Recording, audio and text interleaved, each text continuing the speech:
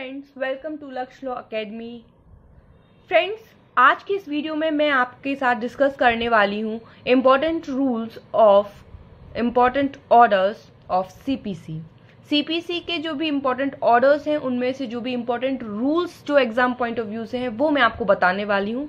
Already मैं इस पर एक वीडियो बना चुकी हूँ जिसमें हमने ऑर्डर 1 से ऑर्डर 10 तक के इम्पोर्टेंट रूल्स डिस्कस कर लिए थे।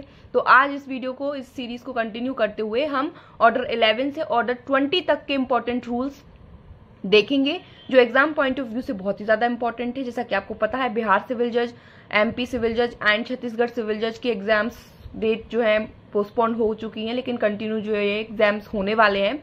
तो उन एग्जाम्स के पॉइंट ऑफ व्यू से बहुत ही इंपॉर्टेंट है ये। और भी अदर जुडिशियल सर्विसेज जो अदर स्टेट की हैं जहां सीपीसी सब्जेक्ट है, उनके लिए भी ये बहुत इंपॉर्टेंट रूल्स हैं।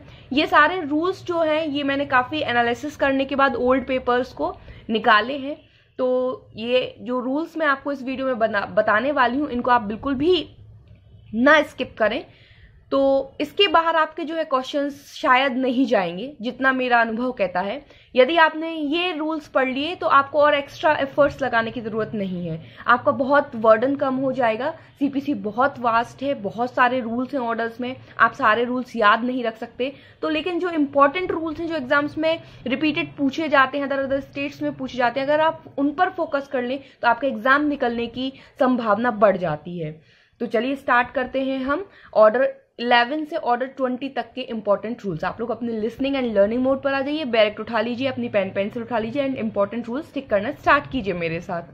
तो स्टार्ट करने से पहले मैं एक छोटी सी इंफॉर्मेशन आपको देना चाहती हूँ, वो ये कि आप लोगों में से ही मेरे यूट्यूब स्टूडेंट्स हैं जो जितने भी, उन लोगों में से ही कुछ बच्चों ने मुझसे रिक्वेस्ट किया था कि मैम एमपी सिविल जज आ गई है और यूट्यूब पे डेली जो है क्लासेस कंडक्ट नहीं हो पा रही हैं, आप डेली मतलब नहीं डाल पा रही हैं। मैम प्लीज़ रिक्वेस्ट है कि आप पेड क्लासेस स्टार्ट करवा दीजिए ताकि हम लोगों का सिलेबस टाइमली कंप्लीट हो जाए।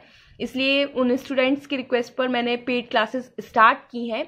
तो मैंने सोचा कि आप लोगों को भी ये चीज़ मुझे बता देना चाहिए। एक्चुअली पेड क्लासेस तो काफ़ी दिन पहले स्टार्ट हो चुकी हैं, बट मैं बता भी रही हूँ, सॉरी उसके लिए। यदि आप लोगों में से भी कोई इंटरेस्टेड है पेड क्लासेस ज्वाइन करने के लिए तो आप मुझे व्हाट्सएप कर सकते हैं मेरे नंबर पर 9479983389 पर। मैं आपको सारी डिटेल बता दूंगी। बहुत मिनिमम चार्जेस है, मतलब मैं बहुत ज़्यादा प्रोफेशनली उसको नहीं ले रही हूँ, बस बच्चों ने रिक्वेस्ट किया था इसलिए मैंने पेड क्लासेस स्टार्ट कर दी हैं। तो बहुत ही जो चार्जेस हैं वो बहुत ही रीजनेबल रहेंगे, उससे आप बिल्कुल बेफिक्र रहें। और जो क्लासेस हैं वो स्पेशली एमपी सिविल जज के लिए हैं, ठीक है। अभी इस बिहार सिविल जज और छत्तीसगढ़ सिविल जज के लिए मैंने कुछ भी स्टार्ट नहीं किया है, लेकिन हाँ, बिहार सिविल जज और छत्तीसगढ़ सिविल जज में जितने भी सब्जेक्ट्स, मेजर सब्जेक्ट्स जो एमपी सिविल जज से सिमिलर हैं, तो उनको साथ में लेकर चल रहे हैं। तो अगर बिहार सिविल जज और आपका छत्तीसगढ़ सिविल जज के बच्चे भी पढ़ना चाहते हैं तो एक बार मुझसे बात कर लें, तो मैं आपको सारी स्ट्रेटजी बता दूंगी किस तरीके से पेड क्लासेस में पढ़ रहे हैं। और पेड क्लासेस की शॉर्ट क्लिप्स भी जो है मैं डाल रही हूँ यूट्यूब पे, तो वो भी आप देख सकते हो, उससे आपको आइडिया लग जाएगा। चलिए बिना टाइम वेस्ट किए हम फटाफट से स्टार्ट करते हैं ऑर्डर 11 से ऑर्डर 20 तक के इंपॉर्टेंट रूल्स। ये देखिए ऑर्डर 11, डिस्कवरी एंड इंस्पेक्शन। इसमें टोटल 23 रूल्स हैं। ये आपको दिख रहा होगा बैरेक्ट में, मैंने साइड में लिखा ऑर्डर 11 में टोटल कितने 23 रूल्स है। इस तरीके से आपको भी अपने बैरेक्ट पे लिख लेना है हर ऑर्डर में कि एवरी ऑर्डर में कितने रूल्स हैं, ये आपको पता होना चाहिए, ताकि जब भी ऑप्शंस आए एग्जाम में और आपको आंसर अगर ओवरव्यू, अगर मतलब कभी कभी ऐसा होता है कि हम कंफ्यूज हो जाते हैं, तो अगर आपको ये एग्जैक्टली याद है कि किस ऑर्डर में कितने रूल्स हैं, और यदि उसमें से कोई ऑप्शन ऐसा है जैसे इसमें 23 रूल्स हैं, अगर वो पूछ 24, मतलब ऑप्शन में दिया हुआ 24, तो आप उसको इजीली एलिमिनेट कर सकते हैं कि यार इसमें तो 24 थे ही नहीं, इसमें तो 23 थे, तो ये ऑप्शन आउट। तो थोड़ा एलिमिनेशन के लिए थोड़ा सा आपको हेल्पफुल रहेगा, ठीक है। तो आपको हमेशा याद रखना है कि किस ऑर्डर में टोटल है कितने रूल्स। उसके बाद इस ऑर्डर में आपके लिए इंपॉर्टेंट जो है वो है रूल 1। आप इसको रीडिंग करें रूल 1 को, discovery by interrogatories, then rule 6, rule 7, rule 8, ठीक है। आपको इनको जस्ट एक बार रीड करना है, बहुत ज्यादा इंपॉर्टेंट नहीं है ये एग्जाम पॉइंट ऑफ व्यू से, लेकिन हम एकदम से भी नहीं छोड़ सकते हैं कोई सा ऑर्डर। इसकी हेडिंग ज्यादा इंपॉर्टेंट है, तो आप हेडिंग जरूर याद रखें कि डिस्कवरी एंड इंस्पेक्शन से रिलेटेड ऑर्डर कौन सा है, तो ऑर्डर 11। अब उसके बाद आगे इसमें 23 रूल्स है, तो रूल्स को आगे बढ़ने से पहले मैंने एक इंपॉर्टेंट चीज इसमें लिखी, आपको दिख रही होगी पेंसिल से, ये आपसे पूछा जा सकता है। इस ऑर्डर में एक नया अमेंडमेंट हुआ है कमर्शियल डिस्प्यूट से रिलेटेड, जो 2015 का अमेंडमेंट है। 2015 के अमेंडमेंट एक्ट से जितने भी कमर्शियल डिस्प्यूट्स रहेंगे, जितने भी वाणिज्यिक विवाद रहेंगे, यदि उनसे रिलेटेड कोई मैटर आता है तो उसमें ये जो ऑर्डर 11 है उसकी जगह पर कमर्शियल डिस्प्यूट के मैटर्स में ये नया वाला इन्होंने सब्स्टिट्यूट कर दिया है ऑर्डर 11, वो ऑर्डर 11 एप्लीकेबल होगा। ठीक है, अगर साधारण तरीके के नॉर्मल वाद है सिविल मैटर्स तो ऑर्डर 11 ये जो है ये एप्लीकेबल होगा। अगर कमर्शियल डिस्प्यूट है, वाणिज्यिक मामला है, तो इन्होंने 2015 में ये जो नया ऑर्डर रिप्लेस कर दिया है इसकी जगह पे, तो वाणिज्यिक मैटर्स में ये नया वाला ऑर्डर जो है एप्लीकेबल होगा। तो एग्जाम पॉइंट ऑफ व्यू से क्योंकि ये नया अमेंडमेंट है तो आपको क्या याद रखना है, इसकी हेडिंग याद रखना है। तो इस नए ऑर्डर की 11 की क्या हेडिंग है, इसकी हेडिंग है disclosure, discovery and inspection of documents in suits before the commercial division of a high court और अ कमर्शियल कोर्ट। इसमें टोटल 7 रूल्स हैं। इसी तरीके से हिंदी मीडियम वाले हिंदी में लिख लेंगे कि वाणिज्यिक मामलों के लिए पुराने ऑर्डर 11 की जगह पर नया ऑर्डर 11 जो है एप्लीकेबल होगा, जिसका नाम क्या है, उच्च न्यायालय के वाणिज्यिक प्रभाग या वाणिज्यिक न्यायालय के समक्ष वादों में दस्तावेजों का प्रकटीकरण और निरीक्षण। कितने रूल्स हैं इसमें, टोटल 7 रूल्स हैं इसमें। तो इस तरीके से आप लोग अपने बैरक में साइड में लिख लें। तो एग्जाम पॉइंट ऑफ व्यू से अभी चूंकि नया अमेंडमेंट है तो हेडिंग आपको याद कर लेना है, और अंदर ज्यादा अभी इंपॉर्टेंट नहीं। 2015 से 2020 तक अभी इसमें से कोई क्वेश्चन रूल्स में से नहीं आया, ठीक। तो आप इसकी हेडिंग को ध्यान में रखते हुए चलिए अब जो हमारा पुराना ऑर्डर 11 है जिसको हम रूल्स देख रहे थे उसके रूल्स कंटिन्यू देखते हैं। 6, 7, 8 के बाद कौन सा रूल इंपॉर्टेंट है इसमें, उसके बाद इसमें इंपॉर्टेंट जो रूल है ऑर्डर 11 में वो है रूल 12। ये इंपॉर्टेंट है, देखिए इस पे सर्कल बना हुआ है, ये ऑलरेडी एग्जाम्स में आया है। तो जिन रूल्स पे मैंने सर्कल बनाया है वो वाले रूल हैं जो ऑलरेडी एग्जाम्स में आए हुए हैं, और जिन पर टिक किया है वो मेरे अकॉर्डिंग इंपॉर्टेंट है कि हमें मतलब उनको एक बार रीड करना चाहिए, वहां से क्वेश्चन आ सकते हैं, ठीक है। तो ऑर्डर 11 रूल 12 जो है मोस्ट इंपॉर्टेंट समझिए, क्योंकि ये ऑलरेडी एग्जाम्स में आ चुका है, दस्तावेजों के प्रकटीकरण के लिए आवेदन। इसको आपको अच्छे से अंदर से रीड करना है। देन उसके बाद रूल 17, रूल 20, रूल 21, हेडिंग पढ़िए, अंदर रीडिंग करिए। देन उसके बाद rule 23, order to apply to minors, इसको एक बार जरूर पढ़ें। आदेश अवयस्क को लागू होना, क्योंकि यहां से क्वेश्चन आने की संभावना है। चलिए नेक्स्ट ऑर्डर पर बढ़ते हैं। ऑर्डर 11 में टोटल रूल 23 थे, कंप्लीट हो गए। ऑर्डर 12 में टोटल 9 रूल्स हैं। हेडिंग है एडमिशन, हेडिंग बहुत मोस्ट इंपॉर्टेंट है, हेडिंग याद रखना है। कई बार पूछा जा चुका है कि स्वीकृतियों से रिलेटेड कौन सा आदेश है, तो आदेश 12, हेडिंग याद रखनी है। टोटल इसमें 9 रूल्स हैं। तो इसका रूल 1 इंपॉर्टेंट है, notice of admission of case, मामले की स्वीकृति की सूचना, अंदर पढ़ना है आपको, इसमें से क्वेश्चन बन सकता है। रूल 2 ऑलरेडी क्वेश्चन आ चुका है इस रूल में से, नोटिस टू एडमिट डॉक्यूमेंट, दस्तावेजों की स्वीकृति के लिए सूचना, इसको बहुत ही अच्छे से पढ़ना है। देन उसके बाद आप डायरेक्ट आ जाएंगे रूल 6 पे, जैसा कि आपको दिख रहा होगा स्क्रीन पे नीचे। रूल 6 जजमेंट ऑन एडमिशन, स्वीकृतियों पर निर्णय। उसके बाद रूल 8, ठीक है, rule 8 notice to produce documents, दस्तावेजों को पेश करने के लिए सूचना, इसको आप एक बार रीड जरूर करेंगे। और रूल जो 9 है इसका वो छोड़ देना, वो इंपॉर्टेंट नहीं है। चलिए नेक्स्ट ऑर्डर पे चलते हैं। ऑर्डर 13, ऑर्डर 13 दस्तावेजों को पेश किया जाना, परिबद्ध किया जाना और लौटाया जाना। ऑर्डर 13 की हेडिंग क्या है, production, impounding and return of document. इसकी हेडिंग बहुत ही इंपॉर्टेंट है, इसकी हेडिंग से क्वेश्चन बनता है, सीधा क्वेश्चन आता है, दस्तावेजों का पेश किया जाना, परिबद्ध किया जाना और लौटाया जाना कौन से आदेश में बताया है। आपको 4 ऑप्शन देंगे, आपको टिक करना होगा आदेश 13 ऑर्डर 13, ठीक है। अब इस ऑर्डर्स के रूल डिस्कस करने से पहले इंपॉर्टेंट अमेंडमेंट जो इसमें हुआ है वो देखिए। ऑर्डर 13 के बाद ऑर्डर 13A नया जोड़ा गया है, 2015 के अमेंडमेंट एक्ट से, जिसकी हेडिंग क्या है, समरी जजमेंट, संक्षिप्त निर्णय। ऑर्डर 13A, आदेश 13 का किस अमेंडमेंट एक्ट से जोड़ा गया है, 2015 के अमेंडमेंट एक्ट से जोड़ा गया है। ध्यान रखना है आपको, ये पूछ सकते हैं एग्जाम में, हेडिंग पूछ सकते हैं कि ये जो नया ऑर्डर है 13 का 13A, इसकी हेडिंग क्या है, इसकी हेडिंग है समरी जजमेंट, संक्षिप्त निर्णय। ओके, ये आप इस तरीके से लिख करके रखें। जितने भी नए अमेंडमेंट हुए हैं, जितने भी नए ऑर्डर्स जुड़े हैं या पुराने ऑर्डर्स की जगह रिप्लेस हुए हैं, वो सारी चीजें आपको बिल्कुल ध्यान में रखना है एग्जाम पॉइंट ऑफ व्यू से, क्योंकि अमेंडमेंट से एक क्वेश्चन पक्का आएगा। ठीक है, तो ध्यान रखिए। 13 के बाद 13A नया जुड़ा है। अब आइए 13 पे, और ये इसमें कितने रूल्स हैं, 13 में 8 रूल्स हैं। ठीक है, जो नया वाला आपका 13A जुड़ा हुआ है, इसमें टोटल कितने रूल्स हैं, 8 रूल्स हैं। अब आइए पुराने वाले पे, ऑर्डर 13, इसमें टोटल 11 रूल्स हैं। हेडिंग आपको बता दी, हेडिंग याद रखना है। उसके बाद रूल 1 इंपॉर्टेंट है इसका, रूल 1 से ऑलरेडी क्वेश्चन आ चुका है।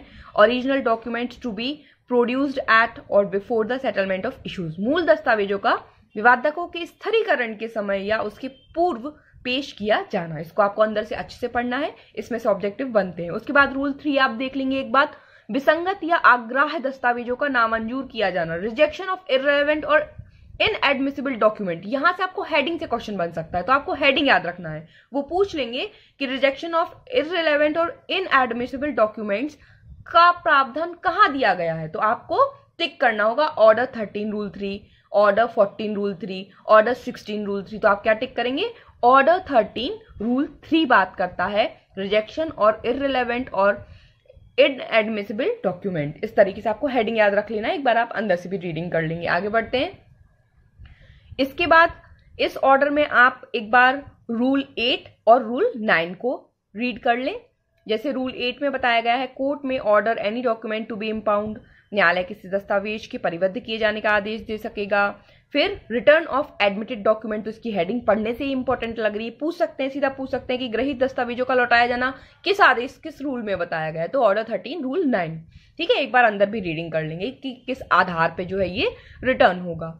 तो इस ऑर्डर में जैसा कि आपने देखा कि टोटल 11 रूल्स थे, लेकिन हमें पढ़ना कितने हैं, सिर्फ 4। ठीक है, तो इस तरीके से आपका वर्डन बहुत कम हो जाएगा, और इस तरीके से यदि आप सीपीसी पढ़ेंगे तो यकीन मानिए आपका पेपर बहुत इजी रहेगा निकालना। आगे बढ़ते हैं हम रूल 14 पर।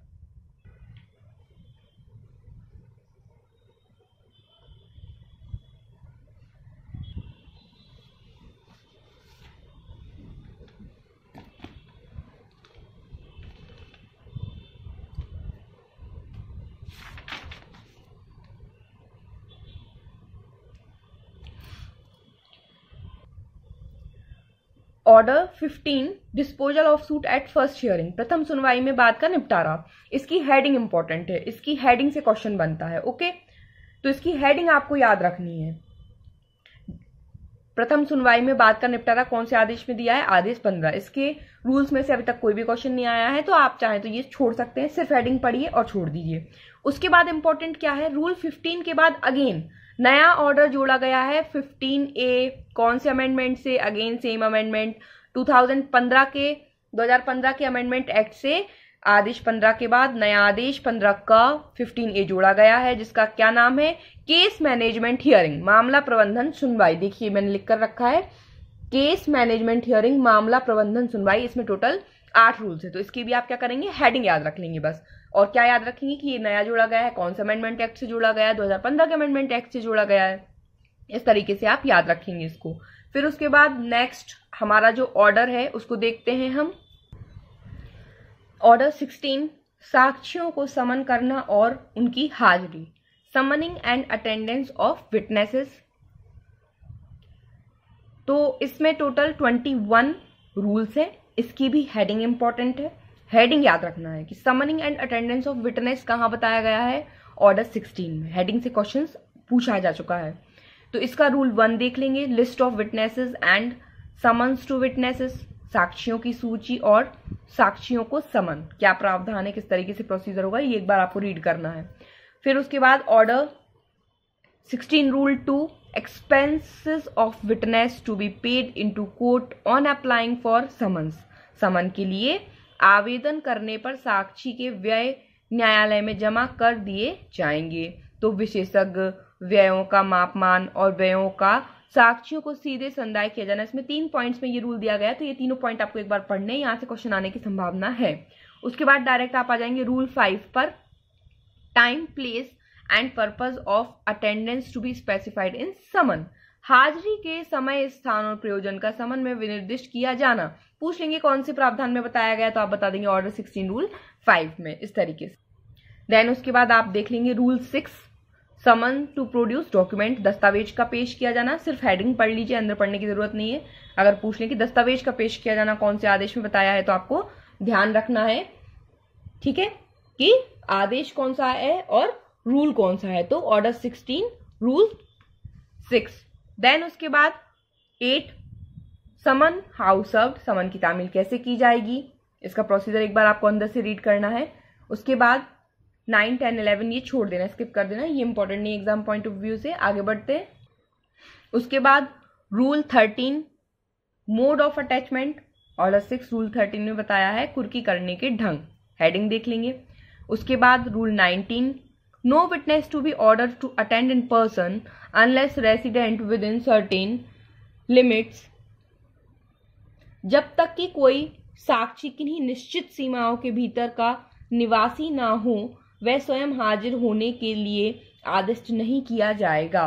तो इसको जरूर एक बार आपको देखना है। इसमें कुछ लिमिट्स बताई गई हैं कि भाई इतने किलोमीटर पे है, इतने किलोमीटर पे एयरवेज से है तो इतनी दूरी होना चाहिए, तब जो है पर्सनल अपीयरेंस से छूट मिली है।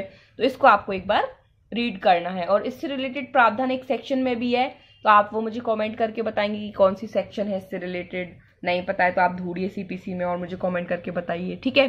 चलिए उसके बाद ऑर्डर 16 रूल 20 और 21 इंपॉर्टेंट नहीं है, छोड़ देना है, ठीक। तो टोटल 21 रूल्स में से कितने पढ़ना है सिर्फ हमें, ऑर्डर 16 में आपका rule 1, rule 2, rule 5, rule 6, rule 8, rule 13 और रूल 19। टोटल आपको इसमें 7 रूल पढ़ने हैं, बाकी आप सारे छोड़ दीजिए, बिल्कुल इंपॉर्टेंट नहीं है। एक्चुअली आपने देखा होगा कि एक भी रूल में इसमें सर्किल नहीं बनाया, मतलब एग्जाम में इसमें से आए नहीं अभी तक क्वेश्चंस। ये सिर्फ हमारे जो इंपॉर्टेंट हैं, जो हमें लगता है कि यहाँ से आ सकता है, इसलिए हम इतने रूल्स पढ़ लेंगे फिर भी, ठीक है ना। तो 21 में से सिर्फ 7 रूल आप एक बार रीड जरूर करें, स्किप करके ना जाए कोई भी, क्योंकि हमारी साइड से कमी नहीं होना चाहिए हमारी तैयारी में। चलिए आगे बढ़ते हैं नेक्स्ट ऑर्डर पर। Order 16A, attendance of witness confined और डिटेन्ड इन प्रिजन। हेडिंग बहुत इंपॉर्टेंट है, कारागार में परिरुद्ध या निरुद्ध साक्षियों की हाजिरी। हेडिंग बहुत इंपॉर्टेंट है। रूल 1 इंपॉर्टेंट, रूल 1 से रिसेंटली में क्वेश्चन पूछा गया था, डेफिनेशन क्लॉज से इसमें डेफिनेशन बताई है, डिटेंशन की डेफिनेशन बताई है और भी 1-2 डेफिनेशन बताई है। तो वो डेफिनेशन आपको बहुत अच्छे से पढ़ लेना है, वहां से क्वेश्चन आए हुए हैं, ठीक है। तो हेडिंग एंड इसका रूल 1 इंपॉर्टेंट है। उसके बाद कोई भी रूल से क्वेश्चन नहीं आए हैं और बहुत ज्यादा इंपॉर्टेंट भी मुझे नहीं लगे। सिर्फ रूल 7 जो है वो एक बार देख लेंगे, कारागार में साक्षी की परीक्षा के लिए कमीशन निकालने की शक्ति।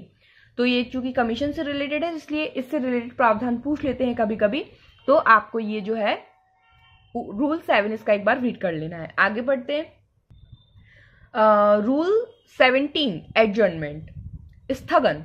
सबसे पहले तो मोस्ट इंपॉर्टेंट क्या है, हेडिंग। हेडिंग से कई बार क्वेश्चन आ चुका है कि एडजर्नमेंट कौन से ऑर्डर में बताया गया है, स्थगन आदेश 17 रूल, ठीक है। इसमें टोटल कितने, इसमें टोटल 3 रूल है और थोड़ा सा इंपॉर्टेंट है, ये आप मान सकते हैं इसको। ऑलरेडी इसके रूल 1 और रूल 3 से क्वेश्चन आ चुका है, सिर्फ 3 रूल है तो हम क्यों छोड़ें। जब रूल 1 और रूल 3 से क्वेश्चन आ चुका है तो रूल 2 से भी पूछ सकते हैं। तो रूल 1 पढ़ना है अच्छे से, कोर्ट में grant time and adjourn hearing, cost of adjournment, इसमें बताया गया स्थगन के खर्चे क्या होंगे, ये सारी बातें इंपॉर्टेंट है, पढ़ना है डिटेल में इसको। रूल 2 भी पढ़िए, procedure if parties fail to appear on day fix, तो क्या होगा, क्या प्रोसीजर अपनाएगी कोर्ट, ये भी इंपॉर्टेंट है, ये भी पढ़ना है। फिर इसके बाद रूल 3 कोर्ट में proceed notwithstanding either party fails to produce evidence etcetera, पक्षकारों में से किसी पक्षकार के साक्ष्य आदि पेश करने में असफल रहने पर भी न्यायालय आगे कार्रवाई कर सकेगा। तो ऑर्डर 17 रूल 3 से भी क्वेश्चन आ चुका है, तो टोटल तीनों रूल जो है इसके आपको पढ़ना है। आगे बढ़ते हैं। ऑर्डर 18 बात करता है hearing of the suit and examination of witness, वादी की सुनवाई और साक्षियों की परीक्षा। इसमें टोटल 19 रूल्स हैं। तो इसका रूल 1 आपको पढ़ना है, राइट टू बिगिन, आरंभ करने का अधिकार किसको होगा, ये इसमें बताया गया है, वादी का प्रतिवादी का। तो इसको आप एक बार जरूर पढ़ें अंदर से। देन उसके बाद रूल 2 जो है इंपॉर्टेंट नहीं है, लेकिन इसमें अमेंडमेंट हुआ है 2015 से, एक अमेंडमेंट हुआ है वही कमर्शियल डिस्प्यूट्स को लेकर के, तो वो अमेंडमेंट आप एक बार पढ़ लें कि उसमें क्या चेंजेस हुए हैं। देन अगेन रूल 4 इसका इंपॉर्टेंट है। रूल 4 से ऑलरेडी क्वेश्चन आ चुका है, रिकॉर्डिंग ऑफ एविडेंस, साक्ष्य का अभिलिखित किया जाना। और इस रूल 4 के बाद नया सब रूल इसमें जुड़ा है, तो वो नया सब रूल देख लेंगे आप। मतलब रूल 4 में ही जो रूल 4 के बाद जो सब क्लॉज दिए रहते हैं 1 2 3, तो इसके बाद एक नया सब क्लॉज सब रूल इसमें जुड़ा है 2015 के अमेंडमेंट एक्ट से कमर्शियल डिस्प्यूट को लेकर के, तो वो आप एक बार पढ़ लेंगे, वहां से क्वेश्चन आ सकता है क्योंकि नया अमेंडमेंट है और ऑलरेडी इस रूल में से क्वेश्चन आ चुके हैं इसलिए। उसके बाद rule 5 how evidence shall be taken in appealable cases, जिन मामलों में अपील हो सकती है उनमें साक्ष्य कैसे लिखा जाएगा, तो ये एक बार जरूर रीड करें, यहाँ से क्वेश्चन बनने की संभावना है। आगे बढ़ उसके बाद आप डायरेक्ट आ जाएंगे रूल 9 पर, साक्ष्य अंग्रेजी में कब लिखा जाएगा, व्हेन एविडेंस में बी टेकन इन इंग्लिश, इसको जरूर पढ़ें, यहाँ से क्वेश्चन आ सकता है। 11 question objected to and allowed by court, वे प्रश्न जिन पर आक्षेप किया गया है और जो न्यायालय द्वारा अनुज्ञात किए गए हैं, एक बार रीडिंग करना है आपको अंदर से। Rule 12 remarks on examiner of witness, साक्षियों की भावभंगी के बारे में टिप्पणियां, तो ये इसको एक बार आप अंदर से प्रोसीजर पढ़ें कि ये क्या कहना चाह रहा है ये रूल, यहां से क्वेश्चन आने की संभावना है।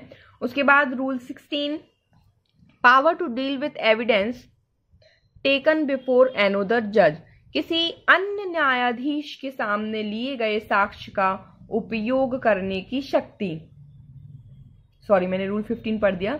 रूल 16 साक्षी की तुरंत परीक्षा करने की शक्ति, power to examine witness immediately, rule 16 एक बार रीड करेंगे। रूल 17 से ऑलरेडी क्वेश्चन आ चुका है, इंपॉर्टेंट है, कोर्ट में रिकॉल एंड एग्जामाइन विटनेस, न्यायालय साक्षी को पुनः बुला सकेगा और उसकी परीक्षा कर सकेगा। तो फ्रेंड्स आप ये मत करिएगा कि मैम ने बता दिया कि जिन रूल्स पे मैंने सर्किल बनाया है वो आए हुए हैं और जिन पर टिक किया है वो मेरे अकॉर्डिंग इंपॉर्टेंट है, तो आप सोचिए कि सिर्फ सर्किल वाले पढ़ लेते हैं, टिक मार्क वाले छोड़ देते हैं। इतनी लापरवाही यदि आप करेंगे तो फिर आपका एग्जाम निकलने की संभावना कम हो जाएगी, क्योंकि देखिए जो ऑलरेडी रूल्स आ चुके हैं वो तो आ चुके हैं, उन रिपीट होते हैं, लेकिन जरूरी नहीं है कि वो आ जाए, तो हमें कुछ एक्स्ट्रा तो हमेशा तैयार करके चलना ही पड़ता है। तो एक्स्ट्रा क्या, जो हमें लगता है कि हाँ यार इसके अलावा ये भी क्वेश्चन जो है पढ़ने से लग रहा है कि हाँ ये आ सकता है, इसमें से कुछ ऐसे हैं फैक्ट्स जो आ सकते हैं, पढ़ने से समझ में आता है कि हाँ यार यहाँ से ये चीज इंपॉर्टेंट है, ये इसमें से ऑब्जेक्टिव बन सकता है। तो जिन रूल्स पे मैंने टिक करवाए हैं उनको पढ़ना ना भूलें, वो जरूर पढ़ें, ठीक है। चलिए आगे बढ़ते हैं। रूल 18 रूल 19 इंपॉर्टेंट नहीं है इस ऑर्डर का, ऑर्डर 18 का छोड़ दीजिए, टोटल 19 रूल थे। नेक्स्ट आगे ऑर्डर 19 एफिडेविट, मैंने इस पे क्रॉस लगा के रखा है, क्यों, क्योंकि अभी तक इससे कोई क्वेश्चन नहीं आया है। तो बस आपको हेडिंग याद रखना है कि शपथ पत्र कौन से आदेश में बताया गया है, आदेश 19 में। एग्जाम पॉइंट ऑफ व्यू से तो ये इंपॉर्टेंट नहीं है, लेकिन नॉलेज पॉइंट ऑफ व्यू से ये इंपॉर्टेंट है, क्योंकि आप सीपीसी में बहुत सारे प्रोविजंस ऐसे पढ़ेंगे जहां पे आपको मिलेगा कि ये एफिडेविट लगेगा, इसमें एफिडेविट लगेगा, इसमें ये एफिडेविट से सपोर्टेड होना चाहिए, इसलिए आपको एफिडेविट से रिलेटेड प्रोसीजर पता होना चाहिए। इन फ्यूचर जब आप जज बनेंगे तब तो आपको ये बहुत काम में आएगा। तो इसलिए आप इसके जो रूल्स हैं, रूल 1 2 3, इसको एक बार रीड जरूर करें, आपको नॉलेज होना चाहिए कि एफिडेविट से रिलेटेड प्रोसीजर है क्या एक्चुअली में, इसलिए आप इसको एक बार रीड जरूर करें। बाकी एग्जाम पॉइंट ऑफ व्यू से ये इंपॉर्टेंट है नहीं।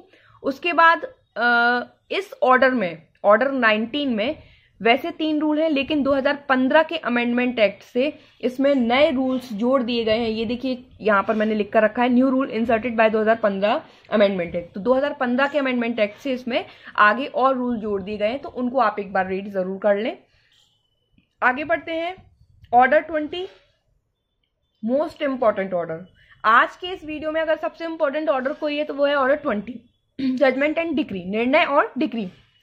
एग्जाम पॉइंट ऑफ व्यू से बहुत ही इंपॉर्टेंट ऑर्डर है। सबसे पहले तो इसका रूल 1 ऑलरेडी जो है इससे कई बार एग्जाम्स में क्वेश्चन पूछा गया है, जजमेंट व्हेन प्रोनाउंस, निर्णय कब सुनाया जाएगा। 2-4 साल में रिपीट हो जाता है यहाँ से क्वेश्चन, अलग अलग स्टेट जुडिशरी में भी क्वेश्चन आता है। ठीक है, तो आपको इसका ध्यान रखना है कि कब सुनाया जाएगा। तो उसमें कुछ टाइम बताया है कि जो निर्णय है, जजमेंट है, वो कब सुनाया जाएगा, कितने टाइम में सुनाया जाएगा। तो आपको वर्डिंग्स कुछ इस टाइप की मिलेंगी कि या तो तुरंत, और तुरंत नहीं सुनाया गया है तो इतने डेज के अंदर। तो वो आपको दिमाग में बिठाना है। ठीक है, देन रूल 2, 3, 4 रीड करेंगे, छोड़ेंगे नहीं, कि power to pronounce judgment written by judge's predecessor, judgment to be signed, judgment of small cause court. Then rule 6 content of decree, important है, पढ़ना है, आ सकता है। ठीक है, रूल 6A से ऑलरेडी क्वेश्चन आ चुका है, प्रिपरेशन ऑफ डिक्री, डिक्री तैयार करना, यहाँ से ऑलरेडी जो है क्वेश्चंस आपका आ चुके हैं। 6B copies of judgment when to be made available, date of decree, इससे क्वेश्चन आ चुका है। तो मतलब किसी ना किसी रूल से क्वेश्चन आते रहते हैं इससे, इसलिए आपको इसके मोस्टली रूल्स पढ़ने हैं। रूल 8, 9, 10, 11 ये भी आपको रीड करना है, यहाँ से बिल्कुल संभावना है क्वेश्चन आ सकता है। स्पेशली 8, 9, 10, 11 की हेडिंग इंपॉर्टेंट है, वो पूछ सकते हैं decree for delivery of movable property, जंगम संपत्ति के परिधान के लिए डिक्री से संबंधित प्रावधान कौन से रूल में बताया है। तो आपको याद होना चाहिए order 20 rule 10, order 20 rule 9, order 20 rule 11, decree में डायरेक्ट पेमेंट बाय इंस्टॉलमेंट। तो ये डायरेक्ट हेडिंग से क्वेश्चन आ सकते हैं। आगे बढ़ते हैं, rule 12 decree for possession and mesne profit, most important. जज बन जाएंगे तो इसी का काम पढ़ना है 2-3 साल तक, क्योंकि सिविल जज ग्रेड 2 की पोस्ट पे जब रहते तो यही केसेस आते हैं, सिविल जज 1 तक आते हैं, है ना। Decree for possession and mesne profit exam point of view से बहुत इंपॉर्टेंट है, ये कई बार इसमें से क्वेश्चन आ चुके हैं रूल 12 में से। तो order 20 rule 12 by heading important है और अंदर भी इंपॉर्टेंट है। 12A decree for specific performance of contract for the sale or lease of immovable property, heading याद रखनी है। Rule 13 decree in administration suit, heading याद रखनी है, अंदर नहीं पढ़े तो चल जाएगा। Decree in preemption suit 14, heading याद रखनी है। 15 इससे क्वेश्चन आ चुका है, decree in suit for resolution of partnership, अंदर भी पढ़ना है, हेडिंग भी याद रखनी है। 16 decree in suit for accounts between principal and agent, तो ये आप एक बार अंदर भी रीड कर ले और हेडिंग तो इंपॉर्टेंट है ही। 17 छोड़ दीजिए। 18 decree in suit for partition of property or separate possession of a share therein, इससे रिलेटेड सेक्शन कौन सी है, सेक्शन 54।